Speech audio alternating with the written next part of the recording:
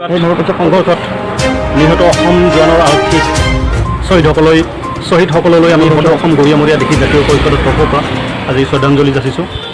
শোক সন্তপ্ত পৰিয়ালবৰ্গলৈ আমি সমবেদনা যাচিছোঁ। লগতে আহতসকলৰ সোনকালে আশু আৰোগ্য কামনা কৰিছোঁ। লগতে অসম চৰকাৰক আমি অসম গৰিয়ামৰীয়া দেখি জাতীয় পৰিষদৰ তৰফৰ পৰা এটাই আহ্বান জনাম যে সীমামূৰীয়া বিবাদ আজিৰ নহয়।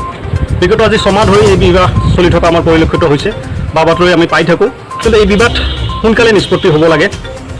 আজি যিদৰে অসমৰ 6জন বীৰ জোৱান শ্বহীদ হ'বলগীয়া হৈছে সেইটো অতিকৈ দুৰ্ভাগ্যজনক ঘটনা। আৰু গোটেই ভাৰতবৰ্ষৰ মানুহে দেখিছে যে অসমৰ যিটো শান্তি শৃংখলা অসমে কেতিয়াও কাৰো লগত সংঘাতত নাযায়। কিন্তু তাৰ বিপৰীতে নিজৰ আৰক্ষীয়ে যেনেদৰে যি বৰ্বৰতাৰ পৰিচয় দিছে তাক আমি ধিক্কাৰ দিছোঁ।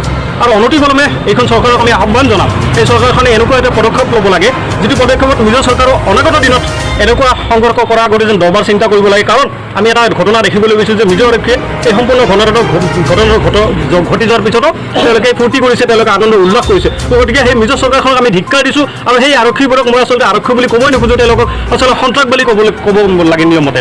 গতিকে মই চৰকাৰখনক আবেদন জনাম যে অনতিপলমে সীমামূৰীয়া এই বিবাদ সংঘৰ্ষ নিষ্পত্তি কৰি সীমান্তৱৰ্তী অঞ্চলত থকা অসমীয়া খিলঞ্জীয়া ৰাইজসকলক তেওঁলোকে নিৰাপত্তা দিয়াৰ ব্যৱস্থা কৰক। তেওঁলোকে দিনে নিশাই যেনে নিজৰ বাসীৰ এই আতংকত যে ভুগি থাকিবলগীয়া নহয় তাৰ বাবে আমি কাটৰ আহ্বান জনাইছোঁ। ধন্যবাদ। জয় অসম।